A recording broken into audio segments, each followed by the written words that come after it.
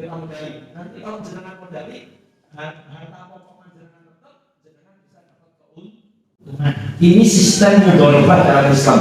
Dan kapan-kapan nanti kita bahas sistem mudharabah ini, terutama bagi para pelaku usaha, bagi para bisnismen, sehingga nanti di dalam, sehingga begini Bapak Ibu, kita ini bisa lepas dari jerat-jerat bank konvensional. Ya, Allah Alhamdulillah. Baik, kita lanjut.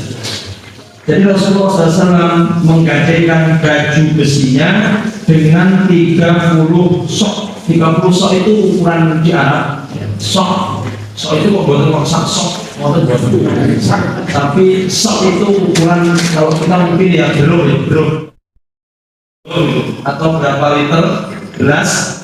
Tapi kalau di sana pakai gandum, ukurannya apa? Gandum. Jadi satu baju besi itu ditebus atau dibayar dengan 30 sok gandum. 30 sok gandum. Kemudian perjanjiannya adalah akan dilunasi dalam waktu 1 tahun. Jadi ini baju besi saya gadaikan, kemudian orang Yahudi itu memberikan 30 sok gandum yang insya Allah akan dilunasi selama 1 tahun. Bapak Ibu, kenapa kok minjemnya atau menggadaikannya kepada orang Yahudi? Ini juga pertanyaan. Karena orang-orang Yahudi itu memang terkenal sugih, pintar golek duit. Jadi orang-orang Yahudi itu pintar golek duit. Pintar golek duit, kemudian yang kedua urusan golek duit itu mulutnya tahun ini. Jadi tidak ada istilah kesel golek duit. Pokoknya kalau belum sukses belum berhenti. Orang-orang Yahudi. Makanya ketika Rasulullah datang ke Madinah, pelaku ekonomi di Madinah itu orang-orang Yahudi. Orang-orang Yahudi. Termasuk adanya renten pertama kali di Madinah itu juga orang-orang Yahudi. Ya. Jadi yang mengadakan bunga, termasuk yang mengadakan rentenir, itu yang pertama ya orang Yahudi. Tersangkanya lagi orang Yahudi. Dan orang Yahudi waktu itu kaya-kaya. Orang Yahudi itu urusan dunia, bidang-bidang.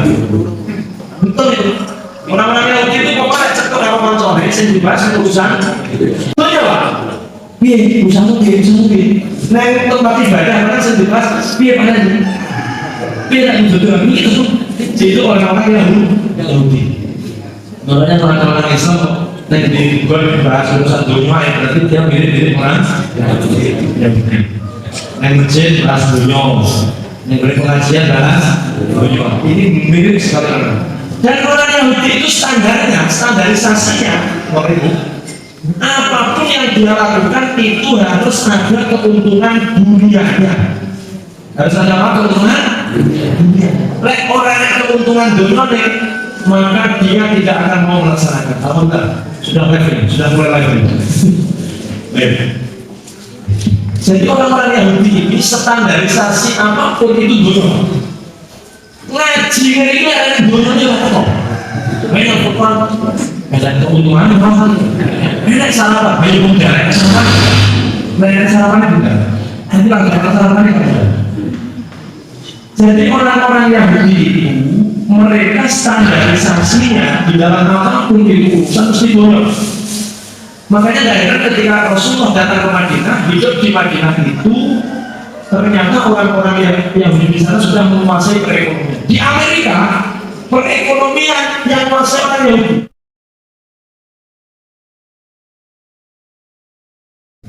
Makanya kemudian di Amerika itu, saya membaca sebuah artikel, liburnya itu 2 hari. Hari Sabtu dan hari Ahad, hari Minggu. Dulu liburnya itu hanya hari Minggu, hari Ahad. Karena orang-orang Nasrani ke gereja, sholat sebabnya.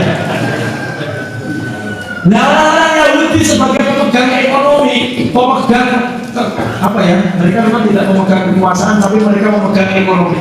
Protes. Ya apa ini di minggu kok iso libur? Nanti yang ngomong di masa tua ini ibadah. Aku jawab di masa libur. Akhirnya mereka minta hari Sabtu juga, karena hari Sabtu adalah hari besar mereka. Mereka itu beribadah hari Sabat, hari Sabtu. Nanti kan mereka minta hari Sabtu juga libur paling hari Sabtu dan hari weekend. Indonesia teror sekarang di sana termasuk tahuan itu liburnya juga hari Sabtu dan hari karena menghormati orang Yahudi dan menghormati orang Jumat itu loh.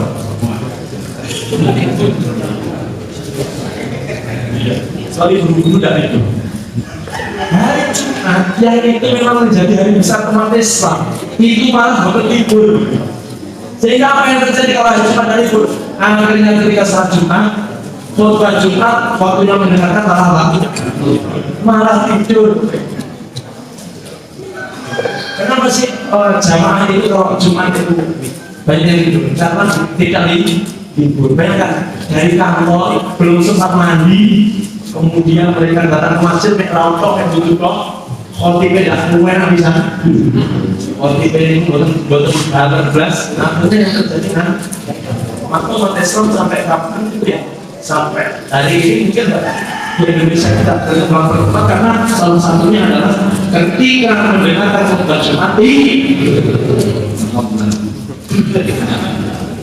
jadi khotib ini sering sudah semangat dari rumah persiapan ternyata sampai di masjid benar-benar di tidur. Baik, kita lanjut.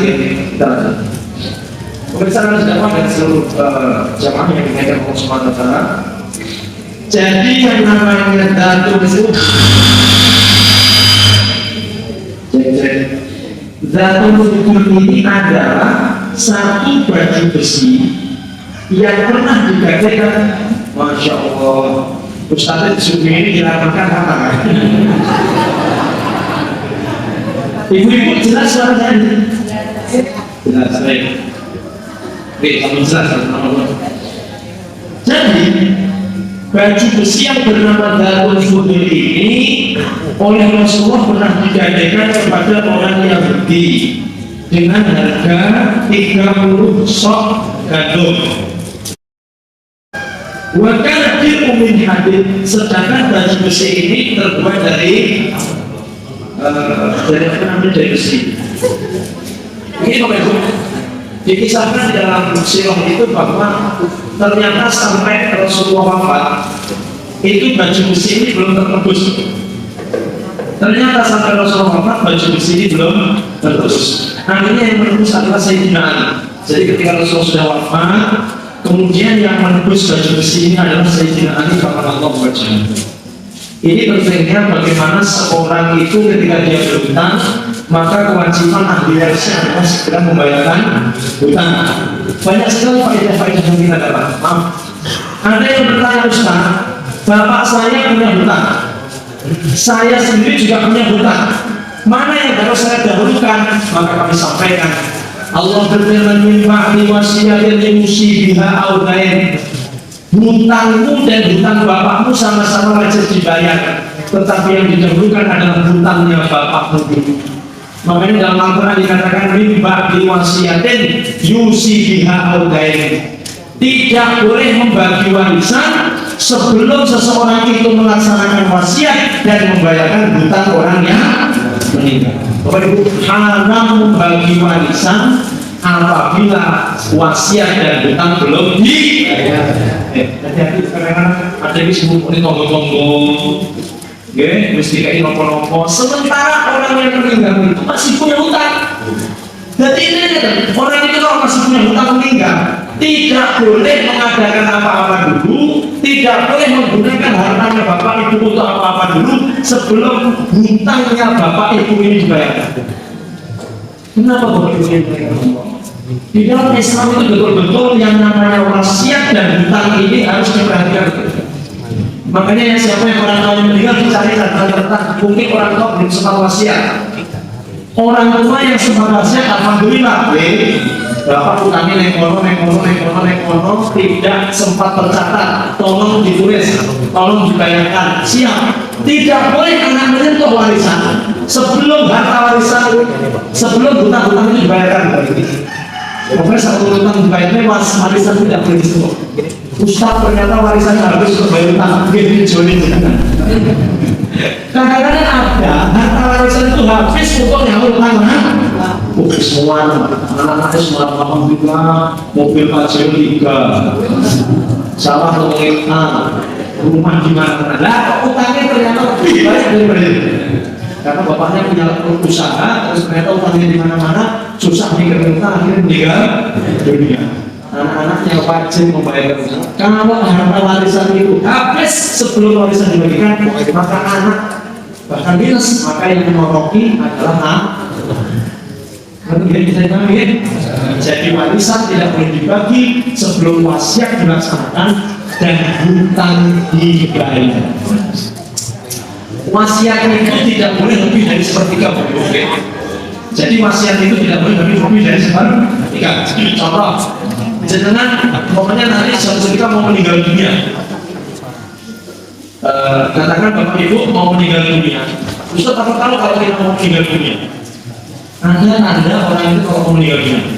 Ini kita berbahas kita dulu. Jadi orang itu kalau mau meninggal dunia ada tanda-tandanya. Siapa yang tahu apa tanda-tanda orang yang meninggal dunia? Kalau ngaji kan, nah itu bisa juga. Baik, dengarkan hadis Rasulullah SAW. Man bana lailatan wajib lahu wasiat.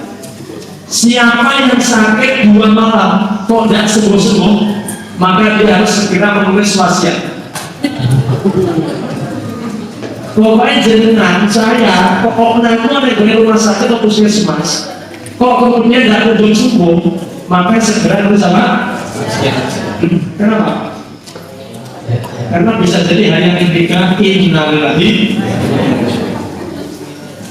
Jadi kalau sudah sakit 2 hari kemudian tidak kunjung sembuh, kata dokter maaf ya Bu, ini panjenengan masih harus opnam lagi karena belum ada tanda-tanda sembuh, maka segera tulis wasiat atau paling tidak panggil anak-anak. Ada apa? Kata dokter belum boleh pulang dan bahkan bapak semakin panas. Tahu Pak? Esok satu kali ada ngaji kalau di nomor pertama kali jadi terus bagaimana Pak? Bapak mau nulis wasiat, tulis Pak. Nih, Bapak punya utang. Belum pada Bapak sama yang lain bayar utang Bapak. Makanya saja Pak, menuliskan utang itu tidak harus nunggu jenengan sakit dulu, menunggu 10 menit enggak. Karena saya tahu ketika orang itu meninggal mendadak. Nah, jika ini itu bisa, alhamdulillah. Maka tulis ketika jatuh yang minta tulis disimpan sehingga sewaktu-waktu kalau meninggal itu anak mau bayar utang. Maka siapa yang jalukan utang orang tua dulu baru utangnya sendiri. Kenapa? Karena hutang itu bisa menjadi masalah nanti untuk orang tua kita di hari kiamat. Makanya doa kepada Allah, ya Allah, janganlah engkau cabut nyawa kami sebelum lunas hutang kami. Ini memang sebuah kemauan utangnya tidak lunas. Kami jadi nah, apa yang bisa diambil dari hikmah Rasulullah menggadaikan baju besi kepada orang Yahudi, Bapak Ibu? Hikmahnya adalah boleh bertransaksi dengan orang-orang yang bukan Islam. Boleh kita ini bertransaksi dengan orang-orang non-Muslim, atau kalau bahasa yang lainnya dengan orang kafir. Boleh. Karena Rasulullah sendiri bertransaksi dengan orang Yahudi. Ustaz, boleh nggak saya berbisnis berpartner dengan orang-orang non-Muslim? Kalau kita melihat apa yang ada di dalam buku ini, maka kemudian Rasul saja bertransaksi bermitra kerja dengan orang Yahudi. Berarti boleh, tapi ada syaratnya Bapak Ibu. Boleh bertransaksi dengan orang Muslim, tapi ada beberapa syarat. Yang pertama, ini para pelaku bisnis ya. Saya punya mitra Pak Ustaz orang Muslim, katakan orang Cina yang bukan Islam. Boleh nggak? Boleh, yang penting harus memenuhi persyaratan sebagai berikut. Yang pertama, barangnya harus halal. Jadi bekerja sama dengan orang non-Muslim dalam urusan dagang atau bisnis itu diperbolehkan. Yang pertama syaratnya untuk barang yang halal. Kalau barang yang haram tidak boleh, seperti daging babi, minuman keras, alkohol dan sebagainya, maka dilarang.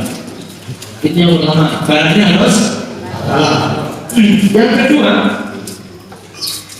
jaminan atau apapun itu yang ada pada transaksi itu tidak ada pengaruhnya dengan keimanan. Contoh, kata orang muslim yang menjadi mitra itu, engkau aku mengenai utang ini, maka kamu harus ikut agama saya. Oke? Kalau sampean tidak bisa tepat waktu membayar hutang sampean, maka sampean harus ikut hari ini ke rumah ibadah saya. Pisanto sampai sampean seluruh lunas. Tidak sampai dari sempurna Islam, berarti selalu ikut tempat ibadah saya. Atau sampean harus mengucapkan selamat hari raya kepada saya sampai utangmu lunas, maka yang demikian tidak diperbolehkan. Kalau jaminan tidak ada pengaruhnya dengan masalah keimanan, maka tidak mengapa kita bekerja sama dengan orang-orang non-muslim. Satu, yang penting barang halal. Yang kedua, jaminan itu tidak ada pengaruhnya terhadap orang keimanan. Yang ketiga, syaratnya adalah tidak boleh bekerja sama dengan orang kafir harbi. Syarat yang ketiga begitu. Kafir harbi itu kafir siapa? Kafir yang memerangi umat Islam. Jadi nyata-nyata ada orang kafir non muslim tapi dia memusuhi umat Islam, haram hukumnya bertransaksi dengan mereka. Makanya kalau kemarin ada serat untuk boikot, nah kalau tidak ada sengaja gitu kan? Wah, ternyata betul kita boleh bertransaksi membeli barang-barang mereka, yang penting mereka tidak memusuhi. Tapi yang mereka memusuhi kita, mereka memerangi kita, haram hukumnya bertransaksi dengan mereka, termasuk membeli produk-produk mereka. Betul ya? Jadi boikot produk Prancis itu dari nama Nabi, syarat boleh bertransaksi dengan muslim. Satu, barangnya halal. Yang kedua, jaminannya tidak ada pengaruh dengan keimanan. Yang ketiga, orang yang kita ajak transaksi non muslim itu dia tidak memusuhi umat. Kalau dia menghina Nabi kita, kalau dia melecehkan Nabi kita, agama kita, maka haram kita bertransaksi dengan mereka. Cari sebenarnya yang diutamakan saya mau komunikasi, tapi nggak ada ya Pak Ustaz. Silakan, yang penting dia tidak memusuhi umat Islam. Baik, saya kira di sini sudah saya pahami ya. Rasulullah tidak melarang kita untuk bertransaksi dengan non-muslim, tetapi dengan beberapa syarat. Yang pertama, barangnya halal, jaminan tidak ada pengaruh dengan keimanan. Kalau begitu orang itu bukan kafir harbi. Kafir harbi itu orang yang memusuhi orang yang memerangi umat Islam, itu tidak boleh. Makanya mohon maaf, harus selektif ketika membeli segala sesuatu. Tapi untuk angin, ngomong-ngomong tadi kan terus berkiung, menang badan. Sementara kalau kita telusuri itu semua untuk mendanai apa? Mendanai misioner, mendanai dan sebagainya. Memang itu kok. Tapi kan kalau kita ngomong sabel, jadi sekarang produk-produk itu kalau sebenarnya itu semua adalah dari barat. Kecuali kecuali yang halal dari barat. Kopi ini al-furqan. Insya Allah ini tidak memberikan dana kepada masyarakat. Tapi apapun itu, mulai dari sabun, sampo, kemudian motor yang dengan pakai untuk al-furqan, semuanya kan orang barat. Kenapa? Karena orang Islam sendiri masih belum mampu waktu itu. Kadung saja saya mampu, tapi karena sudah kadung dikuasai orang-orang barat, maka kita sekarang menjadi konsumen saja. Makanya kita berikhtiar Bapak Ibu, anak-anak kita ada yang kita kadang untuk seperti ini, menjadi insinyur, menjadi dan sebagainya, sehingga satu ketika umat Islam ini bisa mencukupi kebutuhannya sendiri. Amin ya Tuhan. Jadi omong-omong ini Islami, Allah dan sebagainya. Dan itu yang sebagai pertimbangan. Jadi Rasulullah SAW bermuamalah dengan orang non-muslim, salah satu yang kita baik. Itu yang pertama namanya adalah Zatul Budul. Yang kedua, Zatul Budul ini yang digadaikan oleh Rasulullah SAW. Yang kedua, baju besi Rasulullah itu bisa dinyalakan dan sebagainya. Pertama yang ini. Baik, yang kedua namanya adalah Zatul Wisyah. Baju besi Rasulullah yang kedua namanya Zatul Wisyah. Zatul Wisyah itu ya, setelah Zatul Budul. Jadi yang pertama Zatul Budul, yang kedua Zatul Wisyah, Dan yang ketiga Zatul Hawashi, Zatul Hawashi. Yang keempat adalah Sa'diyah. Yang kelima Fiddah. Yang keenam Batrah. Yang ketujuh Khirnah. Saya ulangi. Baju besi Rasul ada 7. Yang pertama Zatul Fudul, kemudian yang kedua Zatul Wisha, kemudian yang ketiga Zatul Hawashi, yang keempat Sa'diyah, yang kelima Fitnah, yang keenam Batrah, yang ketujuh Khirnah. Bapak Ibu kalau punya pacul di rumah, namanya paculnya apa? Pacul keluar. Baik. Kita lanjut. Wa Nabi sallallahu alaihi wasallam la bisabir awal bir'ain.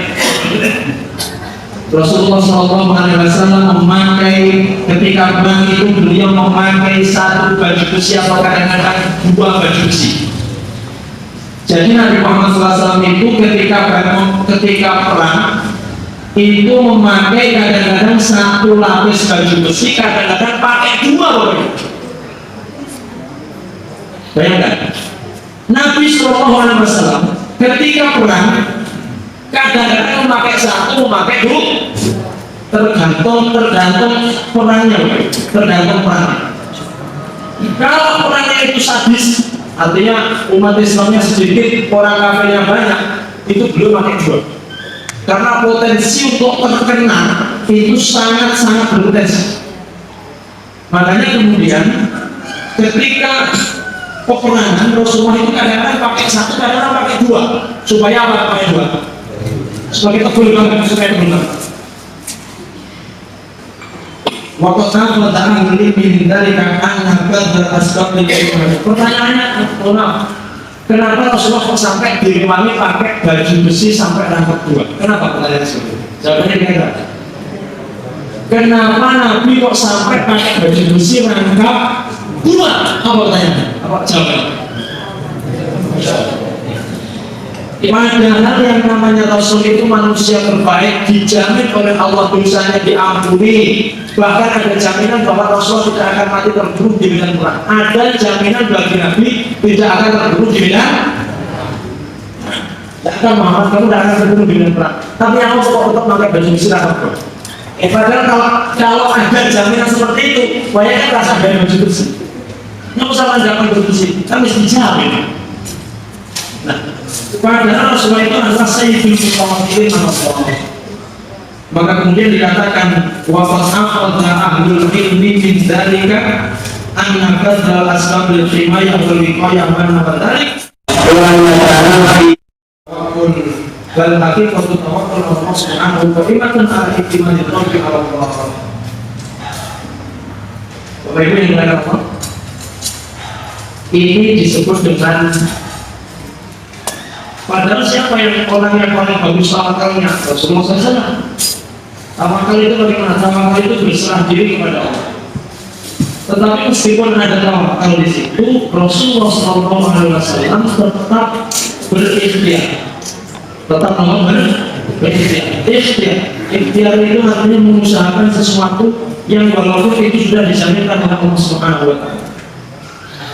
Satu contoh, saya dan Anda semuanya rezekinya sudah dijamin oleh Allah. Kita ini sudah dijamin oleh Allah. Wa ma min dabbatin fil ardi illa 'alallahi rizquha. Setiap yang merambat di muka bumi ini semua rezekinya sudah dijamin oleh Allah Subhanahu wa Ta'ala. Tetapi yang namanya rezeki itu tidak akan datang dengan sendirinya. Rezeki keluar panjenengan ini tidak akan kemudian turun belum kemudian kita tinggal ambil. Tidak seperti Bani Israil. Kalau Bani Israil dulu zaman Nabi Musa itu yang namanya mana wasallah itu datang dengan sendiri. Jadi mana gunung itu tidak usah dipelihara, tidak usah ditembak, langsung terbang mendekati Bani Israil, langsung menyerahkan diri untuk disembelih. Ini silahkan sembelih saya, kata Saul. Jadi ada gunung namanya Salwa. ketika Nabi Musa berdoa kepada Allah, ya Allah, umatku kelaparan, maka Allah mengatakan fa'anzalna 'alaikumul manna wassalwa. Allah menurunkan manna dan salwa, itu sudah langsung dimakan, mendekat, bisa disembelih dan bisa dimakan. Luar biasa. Jadi Bani Israil ini zaman Nabi Musa itu rasanya bergaya tekos dewi. Nyuwun nopo-nopo ya Allah panas, kata Nabi Musa wa dolala alaikum wa ini mendung mana. Jadi zaman Nabi Musa itu lek panas itu mendung ngintel karo musim panas. Jadi macul malah parane itu mendungi parane betul. Parane Allah mendungi apa? Nabi Musa kami haus, fakul nadri di asokal hajar, pukulkan tongkatmu batu Musa, maka fakul hajar 12 mata air, langsung mancat 12 mata air. Ketika mau lari dari Fir'aun, weh Musa, ada laut di depan. Langsung pukulkan tongkatmu, maka terbelahlah. Coba jenengan sana ini di kita ambil uang, dengan sungai bisa. Pukulkan tongkatmu. Bapak Ibu, di sini adalah pelajarannya tentang tawakal. Rasulullah SAW sudah dijamin keselamatannya oleh Allah, tapi masih memakai baju besi, bahkan baju besi lapis. Di sini dikatakan bahwa tawakal kepada Allah itu adalah i'timadul qalbi, menyadarkan hati kepada Allah, menyerahkan segala urusan dengan kita ini mencari sebab. Jadi sebenarnya tawakal itu kudu tetap mencari sebabnya. Tidak boleh tawakal itu hanya masalah. Wa inna ma yakunu mutawakkilan 'ala Allah mufaddiyan atau mufawwidan amrahu ilaihi. Ada 3 hal yang perlu diperhatikan dalam tawakal. Jadi dan seluruh pemirsa dapat paling tidak ada 3 perkara yang diperhatikan dalam masalah tawakal. Yang pertama, laisa hunaka ta'arud baina tawakkul wal akhdh bil asbab. Tidak ada kontradiksi atau pertentangan antara tawakal dengan mengambil sebab atau ikhtiar. Jadi antara tawakal dengan ikhtiar itu tidak ada pertentangan. Biasanya yang namanya usaha itu tidak mengkhianati hasil itu ya. Yang namanya usaha itu tidak akan mengkhianati hasil. Orang yang usahanya kuat maka biasanya usahanya juga akan baik. Maka yang pertama yang perlu diperhatikan dalam masalah tawakal ini, tidak ada pertentangan antara tawakal dengan usaha ikhtiar. Jadi biasanya bergaris atau biasanya nyambung. Ya, nyambung. Yang kedua, yang perlu diperhatikan dalam masalah tawakal, yajibu 'alal muslim al-akhdhu bil asbab al-wad walau dhaifatun. Seorang muslim itu harus tetap mencari sebab walaupun dia itu lemah. Artinya begini, ketika seseorang itu menginginkan sesuatu, maka dia harus melihat sebabnya apa. Untuk mendapatkan sesuatu itu apa sebabnya. Makanya begini, dicontohkan oleh Sayyidatuna Maryam, Siti Maryam itu ibunya Nabi. Maryam ini ibunya Nabi, artinya beliau adalah ibu seorang Nabi. Siti Maryam ini ketika hamil besar, beliau datang ke sebuah padang pasir yang sangat tandus. Di situ ada sebuah pohon kurma, yang mana pohon kurma ini Bapak Ibu yang dimuliakan Allah. Pohon kurma ini pohon yang kering, tidak ada buahnya, tidak ada tidak ada buahnya, tidak ada daunnya. Tetapi kemudian kata Allah Subhanahu wa taala, wa huzi ilaihi bi jidnin naklati tusammin alaihi rutuban janiyah. Kata Allah Subhanahu wa taala, Maryam, kalau kamu pengen mendapatkan buah, kamu pengen mendapatkan makanan, maka kamu buahkan pohon itu, maka akan jatuh kepadamu buah-buahnya. Bayangkan, Maryam yang beliau adalah seorang ibunya Nabi, wanita yang suci, udrok itu artinya hamilnya itu tanpa adanya suami. Hamilnya itu tanpa adanya suami yang yang menyebabkan dia hamil. Bisa dimajukan ini.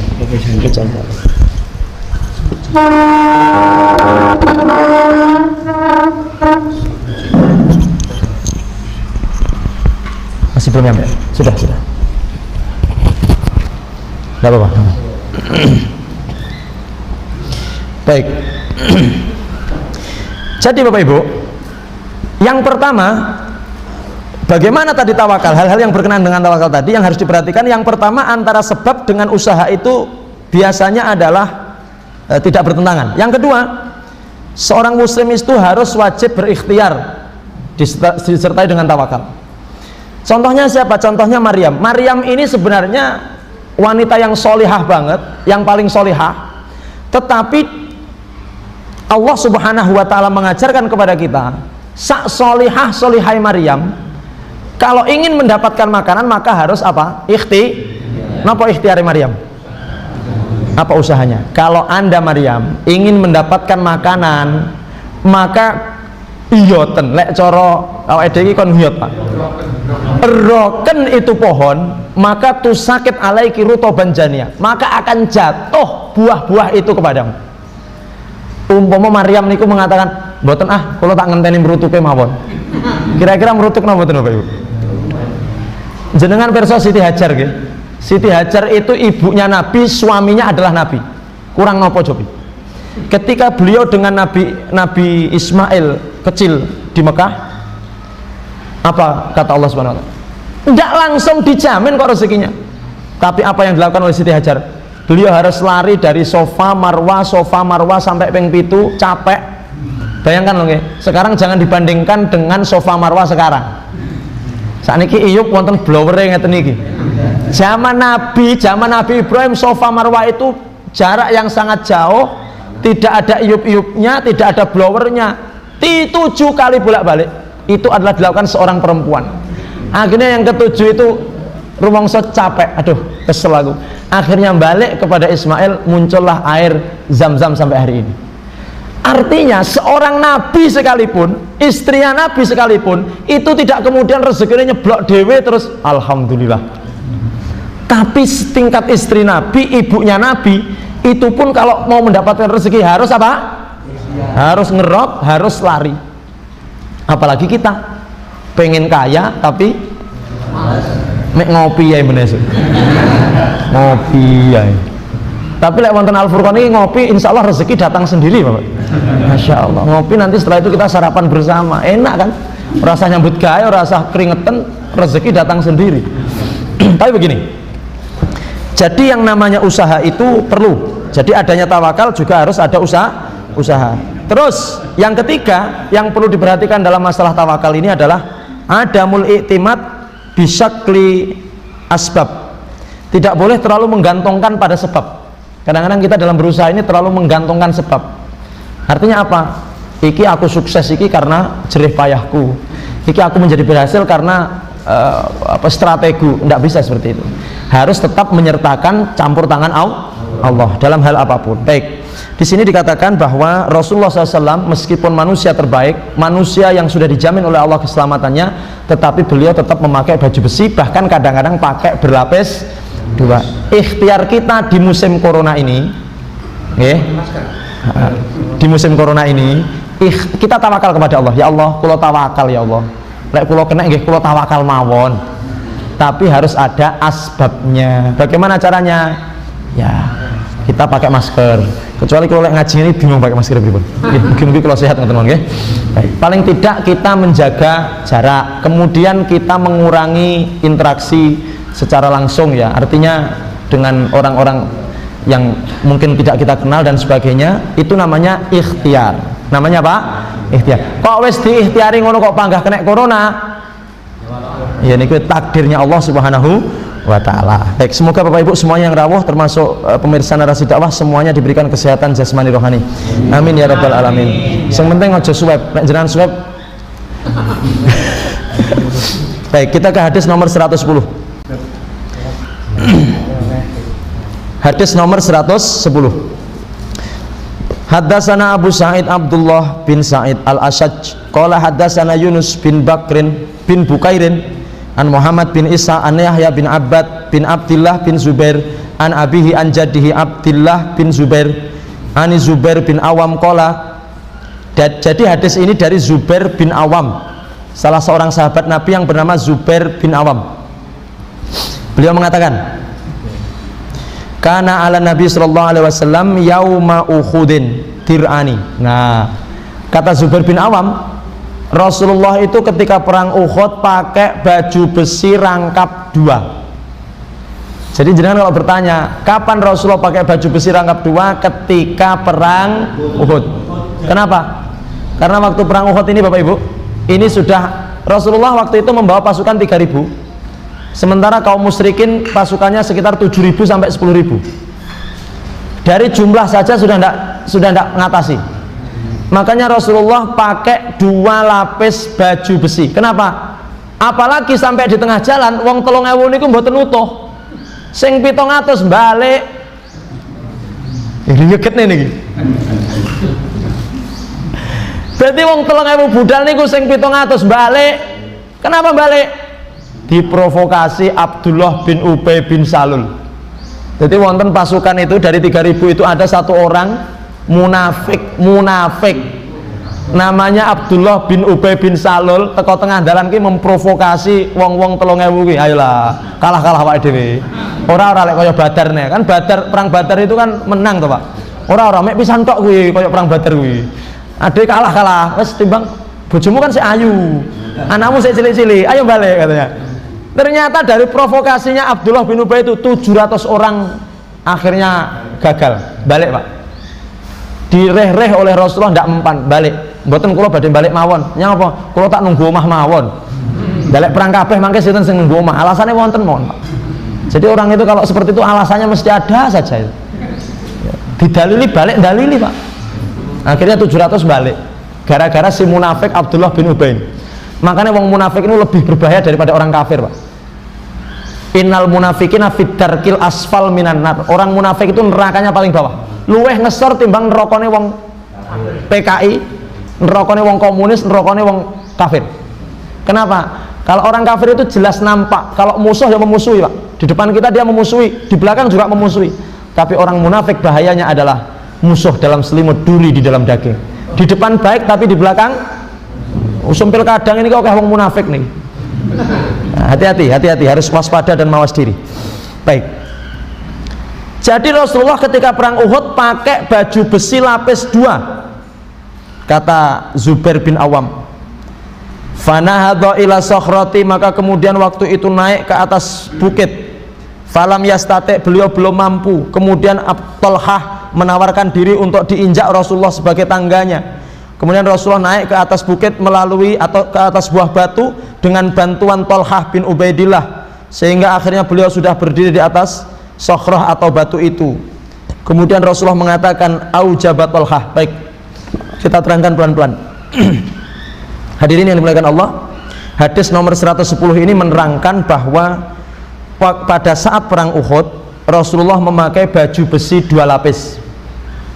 Ya, jenengan kalau ditanya orang ketika perang Uhud Rasulullah pakai baju berapa lapis?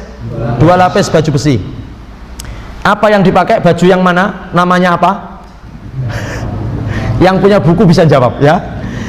Yang dipakai adalah Zatul Fudul di dalam, kemudian di luarnya adalah Fiddah. Karena tadi salah satu nama dari 7 tadi ada yang Zatul Fudul dan Fiddah. Rasulullah pakai Zatul Fudul dan apa? Fiddah. Bayangkan beratnya seperti apa, Pak Ibu? Makai besi, makai baju besi satu saja beratnya luar biasa, apalagi rangkap 2. Betul-betul berat. Yang paling dalam namanya Zatul Fudul, yang di luar namanya Fiddah. Yang mana baju besi dua-duanya ini beliau dapatkan dari Bani Qainuqa. Ya, dikasih atau diberikan oleh Bani Qainuqa. Ay annahu fi ma'rakati Uhud dhahara baina dir'aini isnaini. Kelihatan Rasulullah pakai 2 lapis baju besi. Ahaduma fawqal akhar, yang satunya di atas yang lain. Wa fi hadza maziyatun aw mazidun lil himayah. Kenapa pakai baju besi? Supaya lebih aman. Wa hadza la yunafi tawakkul. Dan ini tidak menghilangkan sifat tawakal. Tawakal boleh tapi harus Ani kalau Ibnu Qayyim berkata, faqad kana Rasulullah a'dhamul mutawakkilina. Rasulullah itu manusia yang paling bertawakal kepada Allah. Fakana yalbasu la'matahu wa dir'ahu bal dhahir yaumal Uhud. Bahkan pada saat perang Uhud beliau memakai 2 lapis baju besi, bahkan sempat bersembunyi di dalam gua 3 malam. Rasul sallallahu alaihi wasallam pakai baju besi 2 lapis, bahkan sampai bersembunyi di gua berapa malam? Rasul sallallahu alaihi wasallam. Makanya dalam perang itu Pak Bu, kemarin sudah kita sampaikan, mundur lari dari medan perang itu dosa, kecuali untuk menyusun strategi, tidak ada masalah, namanya tahayus. Fakana mutawakkilan fis sabab ala sabab. Baik, kita lanjut. Fanahada ila sahrah falam tastati. Pada saat perang Uhud, Rasulullah itu terjepit. Kemarin dilindungi oleh 9 orang, 7 dari Ansor, 2 dari Sing Ansor sudah gugur semuanya, tinggal 2 Muhajirin. Rasulullah ingin naik, Sa'ad bin Abi Waqqas dan Tolha, aku pengen naik ke atas gunung, ke atas batu. Supaya apa? Supaya aku bisa dilihat oleh kaum muslimin. Karena dikiranya Rasulullah pada saat itu sudah meninggal. Jadi ada yang berteriak bahwa Muhammad telah wafat, Muhammad telah mati, Muhammad telah mati. Ketika orang-orang Islam mendengar bahwa Rasulullah telah wafat, itu sedih Pak, hilang semangat perangnya. Maka Rasulullah naik ke atas batu untuk membuktikan bahwa beliau belum wafat. Ketika Rasulullah ingin naik ke atas batu sehingga bisa dilihat orang banyak, fanahado ila sohrah falam yastati. Rasulullah itu pengen naik ke atas bukit tapi nggak bisa Pak. Kenapa nggak bisa naik ke atas batu? Kemungkinannya yang pertama karena batunya terlalu tinggi. Yang kedua kemungkinannya adalah karena keberatan baju. Karena bajunya rangkap 2 itu akhirnya nggak mampu untuk lek cara sakniki niku napa nggih? Memanjat. Karena keberatan baju. Waqat yakunu bisababil isabah. Dan yang ketiga kemungkinannya karena Rasulullah sudah terluka parah. Bapak Ibu, pada saat itu Rasulullah sedang terkepung, pengen naik ke sebuah batu, tidak mampu Rasulullah. Mau naik berkali-kali tidak mampu, naik berkali-kali tidak mampu, ceblok terus. Kenapa? Yang pertama bisa jadi karena batunya terlalu tinggi, yang kedua bisa jadi karena bajunya terlalu berat, yang ketiga karena mungkin Rasulullah terluka sangat parah. Akhirnya fa'ak ada Tolhah tahtahu. Akhirnya Tolhah bin Ubaidillah duduk di bawahnya Nabi untuk dijadikan pijakan atau tangga untuk Nabi, silahkan injak pundakku atau mungkin injak kepalaku supaya engkau yang mulia bisa naik ke atas batu. Masya Allah. Kemudian wal hikmah min hadhin nuhud ila sakhrah min ajli ayyara muslimin. Jadi kenapa Rasulullah ingin naik ke batu? Karena supaya dilihat oleh kaum muslimin. Hatta istawa ala sakhrati, sehingga Rasulullah bisa sampai di atas batu. Hatta ala wartafa alai li anna hadha huwa ma'na istiwa, sehingga Rasulullah bisa istiwa di atas batu. Bagaimana Rasulullah bisa sampai di atas batu? Karena berpijak pada Tolhah bin Ubaidillah. Injak saya Rasulullah maka engkau akan bisa naik ke atas. Istiwa niku napa? Istiwa itu bisa bertempat di atas batu, sehingga Rasulullah ketika menginjak Tolhah kemudian bisa istiwa di atas batu. Bapak Ibu, kalau berbicara istiwa itu artinya bersemayam, bertempat. Di dalam Al-Quran itu dikatakan Ar-Rahmanu 'alal arsy istawa. Allah itu bersemayam di arsy. Makanya di sini juga ulama berbeda pendapat tentang masalah bersemayam di atas arsy. Ada yang mengatakan bersemayam itu ya pokoknya yang dhuwur. Ada yang mengatakan istiwa itu adalah maujudun bila makan. Allah itu ada tapi tidak butuh tempat. Wallahu a'lam bishawab. Dan ini akan menjadi terus perdebatan sampai hari kiamat dan tidak akan selesai. Saya yang mana Pak Ustadz? Kita yang mana? Silahkan jenengan menurut keyakinan panjenengan masing-masing. Kalau jenengan Allah itu yakin di atas, nggih monggo. Tapi yang jelas atasnya Allah berbeda dengan atasnya kita. Jangan dianggap terus Allah ini yang dhuwur terus nyapun yang dhuwur, jangan. Atau yang kedua dikatakan Allah itu ada tapi tidak butuh tempat. Wallahu a'lam bishawab. Nah, akhirnya Rasulullah SAW sudah nyampe ke atas batu. Kemudian beliau mengatakan kepada Tolhah bin Ubaidillah, aujabat Tolhah. Tolhah ini wajib apa? Wajib masuk surga. Bapak Ibu yang dimuliakan Allah, pada saat perang Uhud Rasulullah pakai 2 baju lapis, baju besi, terjepit, itu pun masih berdarah wajahnya, karena wajah tidak ketutupan baju besi Pak. Mungkin banyak anak panah yang mengarah ke badan tetapi tidak mampu melukai, tetapi banyak tombak anak panah yang mengarah ke arah wajah. Karena waktu itu belum ada face shield ya, belum ada pelindung wajah seperti polisi-polisi sekarang. Jadi wajah ini masih tetap terbuka, akhirnya terkena cakram, terkena tombak, berdarah-darahlah Rasulullah. Akhirnya Rasulullah ingin naik ke sebuah batu dan tidak mampu karena ada beberapa kemungkinan tadi, dibantu oleh Tolhah bin Ubaidillah. Naiklah dia di atas punggung Tolhah, kemudian naik ke atas batu. Dia mengatakan, Rasulullah mengatakan kepada Tolhah, Tolhah wajib aujaba Tolhah. Tolhah ini wajib masuk surga. Bayangkan, Tolhah ini dijamin masuk surga. Dan Tolhah ini termasuk salah satu dari 10 orang yang dijamin Allah masuk surga. Bapak Ibu termasuk dijamin apa betul masuk surga? Insyaallah. Oke. Insyaallah napa Pak? Pada zaman Nabi itu ada 10 orang yang dijamin masuk surga. Sebelum kita tutup kajian kita, Bapak Ibu, ada 10 orang yang dijamin masuk surga. Yang pertama adalah Abu Bakar. Abu Bakar ini dijamin, Abu Bakar fil jannah, kata Rasulullah SAW. Abu Bakar fil jannah. Kemudian Umar fil jannah. Umar juga dijamin masuk surga. Kemudian Utsman bin Affan dijamin masuk surga.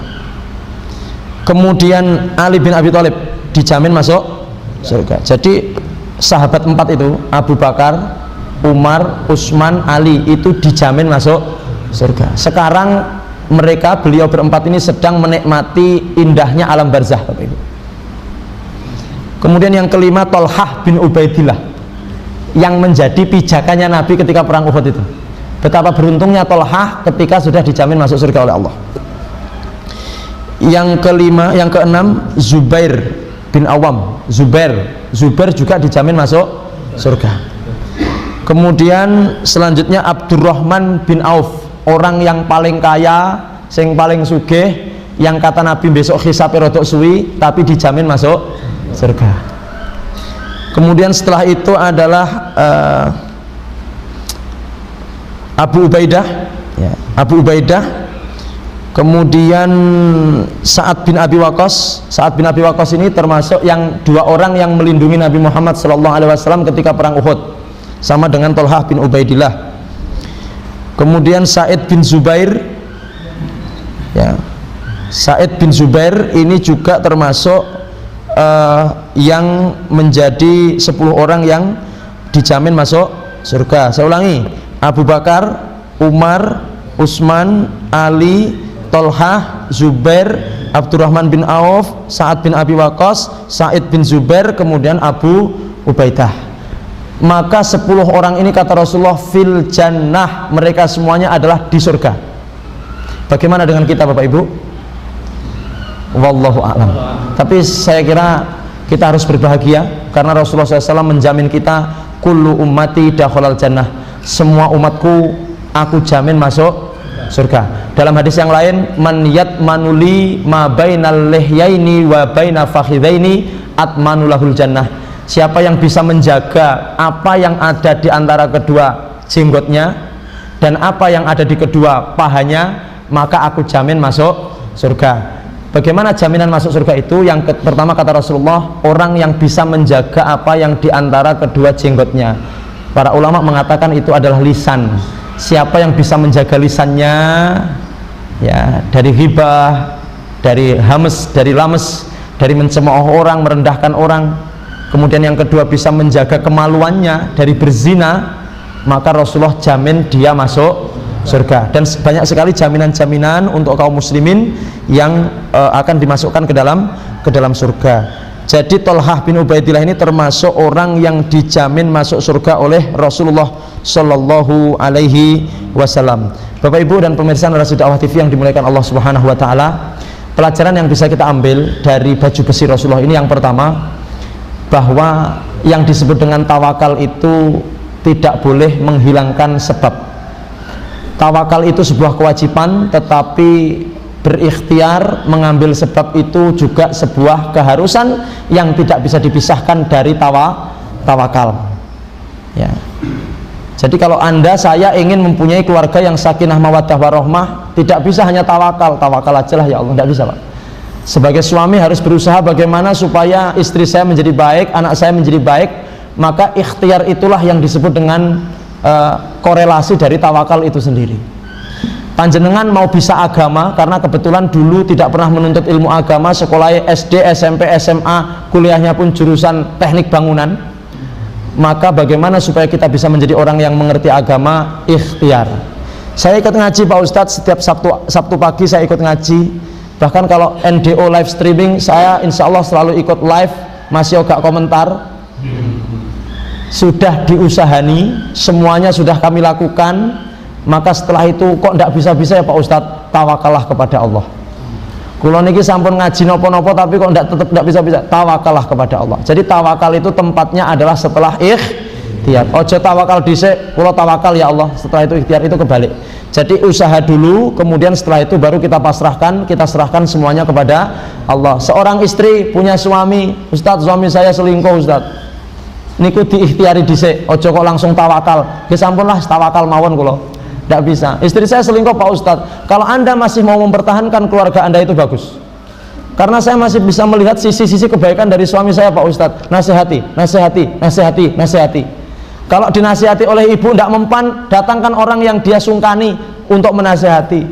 Lek dinasihati oleh orang-orang yang dia sungkani pun tidak mempan, maka yang ketiga, bertawakallah kepada Allah. Insya Allah Allah akan ganti dengan yang golek malih ya Pak ya?